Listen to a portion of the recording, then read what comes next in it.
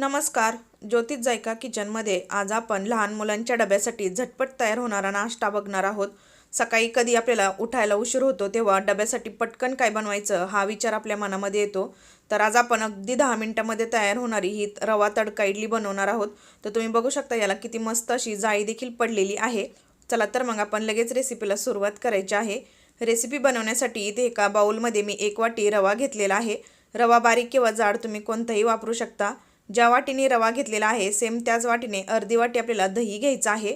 आता सेम याच दह्याच्या वाटीमध्ये मी अर्धा कप पाणी घालणार आहे आणि हे पाणी देखील आपण या रव्यामध्ये व्यवस्थित मिक्स करून घ्यायचं आहे. चवीनुसार यामध्ये आपण मीठ घालणार आहोत. तर या स्टेजला तुम्हाला यामध्ये भाज्या घालायच्या असतील तर त्या देखील तुम्ही अगदी बारीक चिरून यामध्ये भाज्या घालू शकता. तर इथे आता आपण रवा आणि पाणी दह्याबरोबर व्यवस्थित मिक्स करून घ्यायचं आहे. तर रवा आपला व्यवस्थित भिजण्यासाठी 5 ते 6 मिनिट याच्यावर झाकण ठेवून हा रवा आपण भिजून ठेवायचा आहे.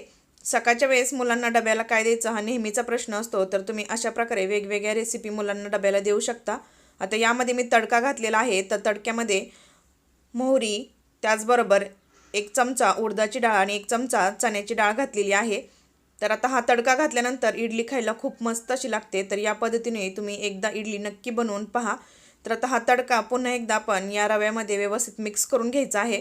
मिश्रण थोडंसं घट्टसर असल्यामुळे यामध्ये मी पुन्हा थोडंसं पाणी घालून हे मिश्रण एकजीव करून घेणार आहे. तर इथे आपण दुसरीकडे इडली प्लेटला व्यवस्थित तेलाने ग्रीस करून घ्यायचं आहे जेणेकरून आपली इडली व्यवस्थित डिमोल्ड होईल. तर इथे आपण बघू शकतो 5 मिनिटानंतर आता आपण झाकण काढून पुन्हा हे व्यवस्थित मिक्स करून घेतलेलं आहे. आता यामध्ये मी हलकंसं पाणी घालणार आहे. तर 2 चमचे मी पाणी इथे वापरलेलं आहे. पुन्हा हे व्यवस्थित मिक्स करून घेऊया आणि आता यामध्ये आपण इनो घालायचा आहे. तर इनो जास्तसुद्धा वापरायचा नाही. 1 चमचा इथे आपण इनो वापरलेला आहे. इनो घातल्यानंतर तो ॲक्टिवेट होण्यासाठी यामध्ये पुन्हा 1 चमचा पाणी घालायचं आहे आणि आता हे आपल्याला व्यवस्थित मिक्स करून घ्यायचं आहे.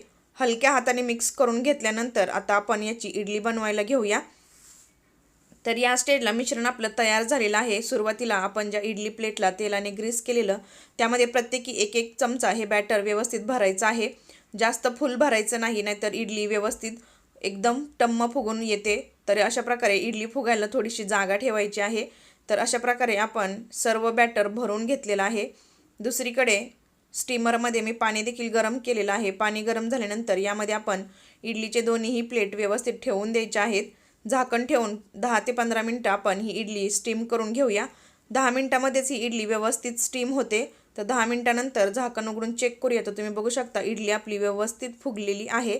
आता इडली आपण ही व्यवस्थित थंड करून घेऊया आणि नंतरच ती काढून घ्यायची आहे. गरम असताना जर काढली तर ती तुटू शकते.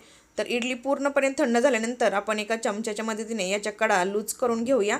तर बघू शकता इडली किती मस्त झालेली आहे आणि याला जाळी देखील खूप मस्त अशी पडलेली आहे. तर ही रेसिपी तुम्ही मुलांच्या डब्यासाठी नक्की देऊन पहा. सकाळच्या वेळेस अगदी वेळ पटपट जातो. तर अशा वेळेस डब्याला काय द्यायचं हा जर प्रश्न पडत असेल तर अगदी कमी वेळेमध्ये तुम्ही हा मुलांच्या डब्यासाठी नाश्ता देऊ शकता. रेसिपी कशी वाटली हे मला कमेंटमध्ये नक्की सांगा. आवडली तर चॅनलला लाईक आणि सबस्क्राईब करा. धन्यवाद.